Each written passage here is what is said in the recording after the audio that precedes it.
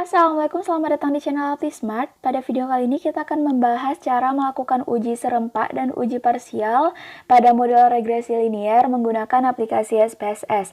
Nah, sebelum lanjut ke videonya, pastiin dulu kalian udah subscribe channel ini. Mungkin di antara kalian masih ada yang bingung nih, apa sih perbedaan antara uji serempak dan uji parsial? Yang pertama kita bahas dulu uji serempak atau dikenal juga dengan sebutan uji simultan.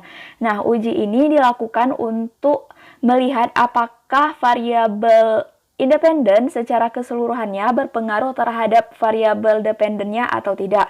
Sedangkan untuk uji parsial atau yang dikenal juga dengan sebutan uji individu, itu merupakan uji yang dilakukan untuk melihat apakah variabel independen secara satu persatu itu memiliki pengaruh terhadap variabel dependennya atau tidak. Nah, agar lebih jelas, kita bahas ke contoh soalnya aja. Nah, ini dia soal yang akan kita kerjakan. Berikut merupakan data penjualan, jumlah diskon, dan biaya pemasaran per hari di toko Ingin Jaya. Nah, toko ini bergerak di bidang penjualan pasmina. Buatlah model regresi dari data berikut dan lakukan uji serempak dan uji parsialnya. Nah, di sini untuk soal buatlah model regresi pada data berikut udah ada pada video berikut ini. Jadi kita lanjut ke melakukan uji serempak dan uji parsial. Berikut merupakan data yang sudah disediakan. Di sini terdapat 3 variabel untuk dianalisis. Yang pertama itu ada variabel penjualan yang akan menjadi variabel dependen atau variabel terikatnya. Sedangkan 2 variabel lainnya yaitu variabel diskon dan variabel biaya pemasaran ini akan menjadi variabel independen atau variabel bebasnya. Nah, di sini kita lakukan dulu uji serempak. Nah, di sini merupakan hipotesisnya. Untuk hipotesis 0 atau hipotesis awal, di sini dikatakan bahwa variabel independen tidak berpengaruh secara simultan terhadap variabel dependen. Sedangkan untuk hipotesis alternatif dikatakan bahwa variabel independen berpengaruh secara simultan terhadap variabel dependennya. Nah, di sini kita menggunakan taraf nyata alfa sebesar 0,05 untuk daerah penolakannya apabila p-value lebih kecil dari alfa, atau juga bisa dengan melihat F hitung dengan membandingkan dengan F tabel. Oke, langsung aja kita kerjakan soal ini menggunakan SPSS. Nah, di sini buka SPSS-nya. Seperti biasa, klik variable view untuk menamai variabelnya. Di sini kita buat dulu variabel Y, X1, X2. Nah, di sini seperti pada soal, kita menggunakan 3 variabel, di mana variabel independen kita simbolkan sebagai Y. Maksudnya variabel dependen kita simbolkan sebagai Y, sedangkan 2 variabel independen ini kita simbolkan dengan X, yaitu X1 dan X2. Nah, kemudian pada label kita buat dulu penjualan. Untuk X1 itu diskon dan untuk X2 itu biaya pemasaran. Oke, kemudian kita klik data view. Nah, di sini kita langsung masukin datanya aja. Karena aku udah nyalin datanya tadi di dalam bentuk file Excel agar lebih mudah di copy, jadi aku langsung copy aja datanya. Nah, ini udah teratur ya, Y, X1, dan X2. Kemudian copy. Dan buka SPSS-nya lagi, pastekan di bagian ini. Pastikan tabel sama datanya sesuai ya. Kemudian langsung klik Analyze. Kemudian regression, linear. Pada petakan dependen, kita masukkan penjualan dengan mengklik sekali di bagian ini. Kemudian klik tanda panah.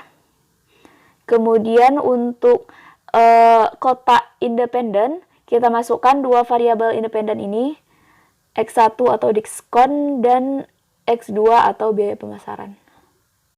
Kemudian klik statistics. Nah, di sini karena kita menggunakan alfa 0,05 atau 5%, maka pada confidence interval ini sudah benar 95. Nah, jika kalian menggunakan alfa selain 5%, kalian bisa merubahnya di sini ya. Kemudian continue aja dan oke.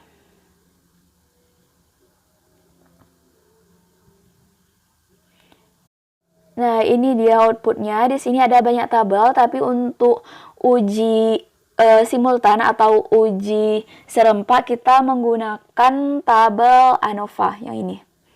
Nah, ini langsung aku pindahin aja ke sini. Nah, dari tabel ANOVA ini dapat dilihat bahwa untuk p-value-nya adalah bernilai 0,000, untuk F hitungnya adalah 58,970, kemudian alfanya sendiri adalah 0,05 seperti pada soal. Kemudian untuk F tabel ini harus kita cari menggunakan tabel F.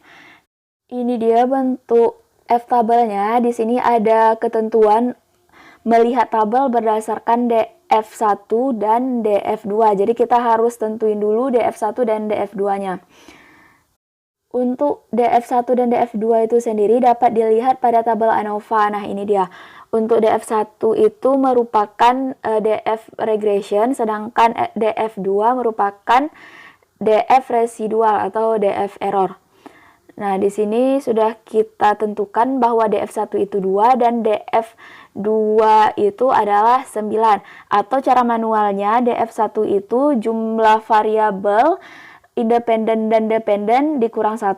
Sedangkan untuk DF2 itu rumus manualnya jumlah sampel dikurang jumlah variabel dependen plus variabel independen. Nah, di sini kita lihat lagi pada tabel F-nya. Untuk DF1 tadi 2 dan DF2 itu adalah 9. Jadi nilai F tabelnya yang kita dapati yaitu 4,26. Nah, kemudian langsung masuk ke keputusan dan kesimpulan. Seperti pada daerah penolakan tadi, ketentuan daerah penolakan, kita dapat menolak hipotesis 0 atau hipotesis awal apabila p-value yang kita dapatkan lebih kecil dari alfa. Atau dengan cara kedua, yaitu apabila F hitung yang kita dapatkan lebih besar daripada F tabel. Nah, di sini langsung kita cek aja. Di sini terlihat bahwa F hitung yang kita miliki itu bernilai 58,970.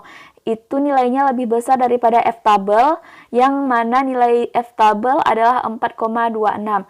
Dan untuk p-value-nya itu sendiri nilainya lebih kecil daripada alfa karena p-value yang kita dapati adalah 0, sedangkan alfa yang kita gunakan adalah 0,05. Sehingga keputusannya adalah tolak H0.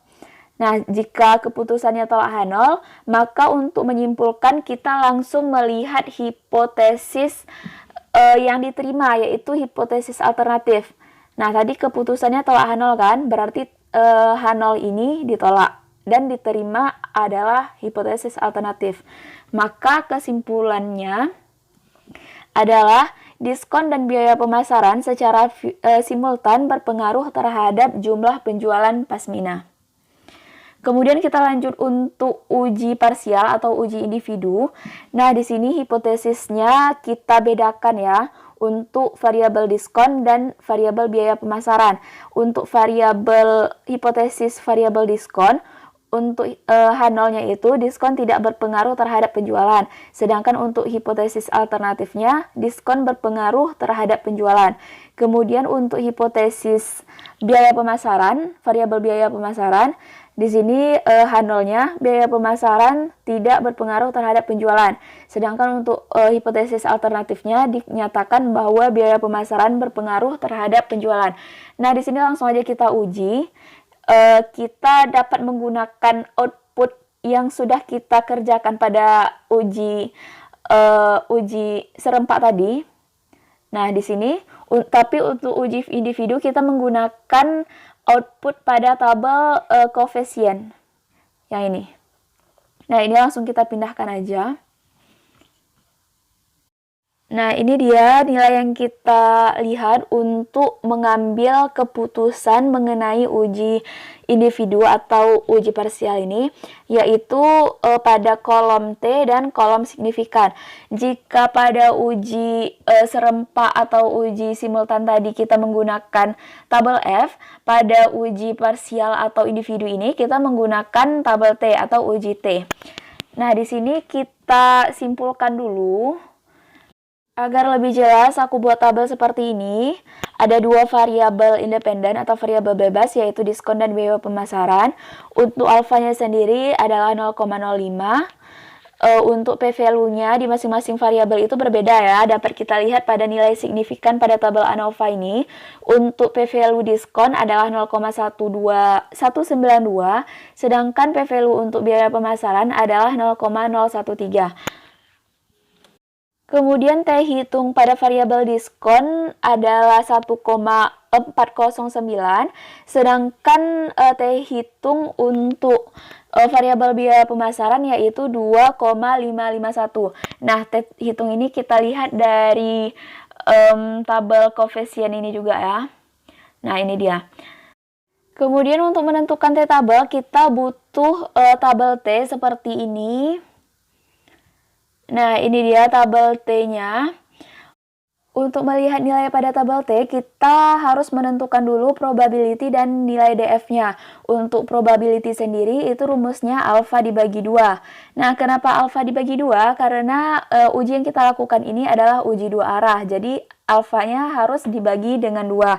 Sedangkan untuk rumus DF-nya sendiri adalah jumlah sampel dikurang jumlah variabel independen dikurang jumlah variabel dependen.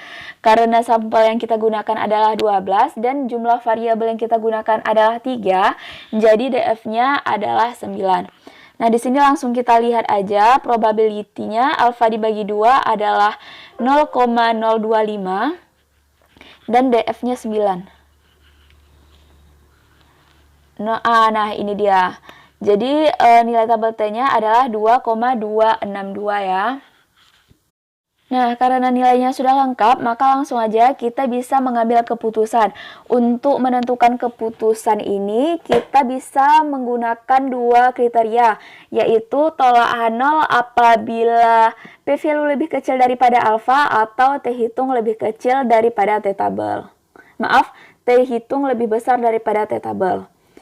Nah, di sini pada variabel diskon terlebih dahulu terlihat bahwa p-value-nya itu lebih besar daripada alfa dan T hitungnya itu lebih kecil daripada T tabel, sehingga keputusannya adalah terima H0. Sedangkan untuk variabel biaya pemasaran di sini terlihat bahwa p-value-nya itu lebih kecil daripada alfa dan T hitungnya itu lebih besar daripada T tabel, sehingga keputusan untuk variabel biaya pemasaran itu adalah tolak H0. Nah, untuk mengambil kesimpulan, kita langsung lihat aja dari hipotesis awalnya. Maka dapat kita simpulkan bahwa untuk variabel diskon, kesimpulannya itu adalah diskon tidak berpengaruh terhadap penjualan. Sedangkan untuk variabel biaya pemasaran, kesimpulannya itu adalah biaya pemasaran berpengaruh terhadap penjualan. Oke, sekian aja video tutorial kali ini. Like video ini jika kalian suka dan share ke teman-teman kalian. Terima kasih. Assalamualaikum, selamat datang di channel Altisma.